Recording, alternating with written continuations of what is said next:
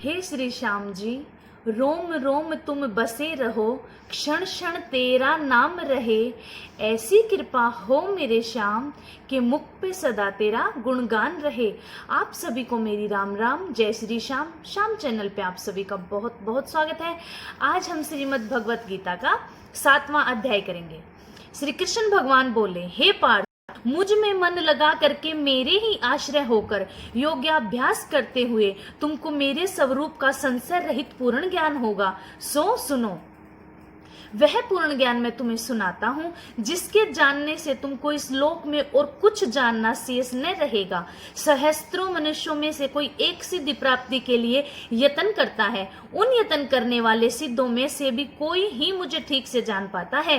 पृथ्वी, जल, अग्नि, वायु, आकाश, मन, बुद्धि और अहंकार, यह 8 प्रकार की मेरी प्रकृति यानी माया है। इस प्रकृति को अपरा अचेतन अर्थात जड़ कहते हैं। और हे महाबाहो, इससे दूसरी प्रकृति चेतन है, जिसने संपूर्ण जगत धारण किया है।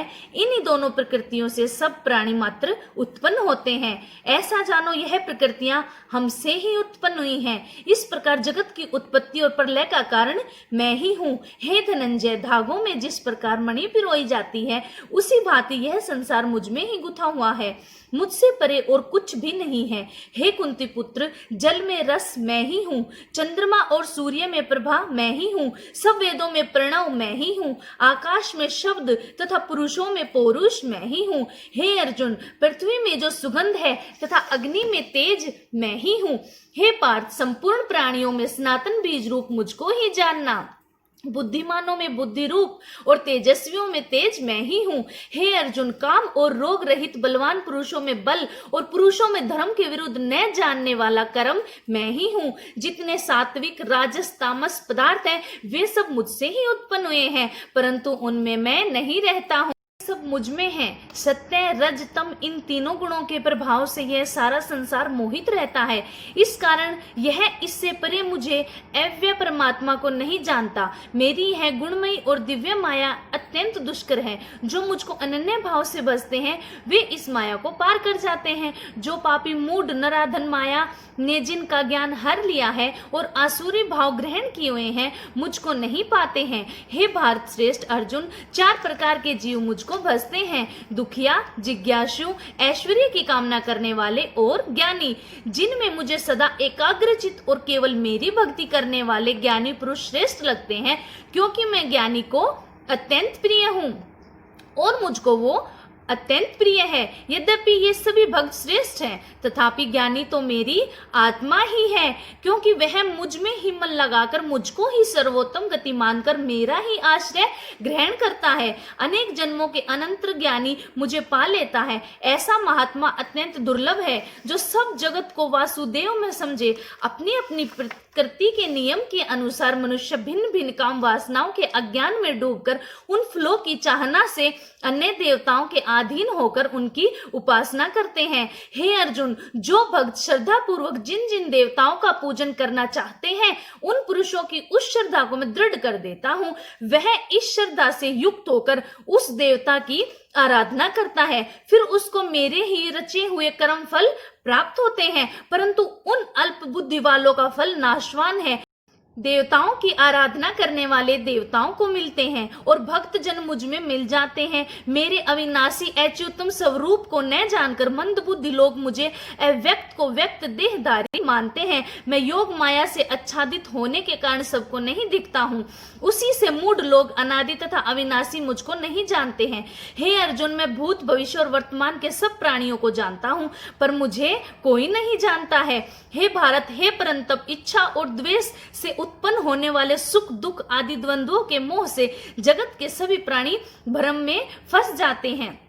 जिन पुण्यात्माओं के पाप नष्ट हो गए हैं, वह पुरुष द्वंद्व के मोह से छूटकर दृढ़ निश्चय करके मेरी भक्ति करते हैं। जो मेरा आश्रय लेकर जन्म मरण के दुख दूर करने के प्रयत्न करते हैं, वे पुरुष ब्रह्मा, आत्मज्ञान और संपूर्ण ज्ञान को जानते हैं। जो अधिभूत, अधिदेव और अधियज्ञ इन सब में व्यापक मुझे जान पाते हैं, वे समाधिष्ट पुरुष मरण काल में मुझको जानते हैं। इति श्री भगवत गीता शुपनिषद शुब्रह्मा विद्या योग शास्त्रे श्री कृष्ण अर्जुन संवादे प्रकृति भेद योगो नाम 7वां अध्याय समाप्त। 7वें अध्याय का महात्म। श्री नारायण जी बोले, हे लक्ष्मी जी, अब 7वें अध्याय का महात्म सुनो। एक पटेल नामक नगर था जिसमें शंकुकर्ण वैश्य रहता था। वह व्यापार करने को नगर के बाहर कहीं प्रदेश को जा रहा था। रास्ते में शंकुकर्ण को एक सर्प ने डस लिया जिससे वह मर गया। तब उसके साथी दाह क्रिया करके आगे को बढ़े। जब लौटकर घर में आए तब उसके पुत्र ने पूछा, मेरा पिता शंकुकर्ण कहाँ है?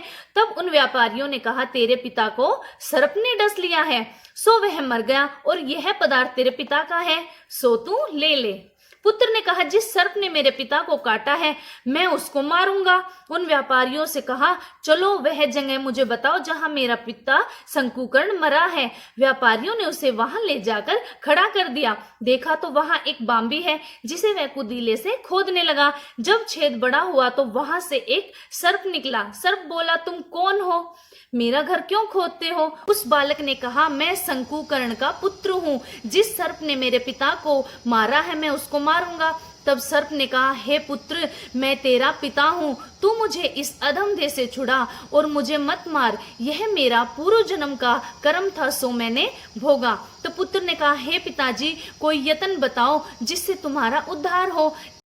तब उस सर्प ने कहा, हे पुत्र, किसी गीता पाठी ब्राह्मण को घर में भोजन कराओ और उसकी सेवा करो, तो उसके आशीर्वाद से मेरा कल्याण होगा।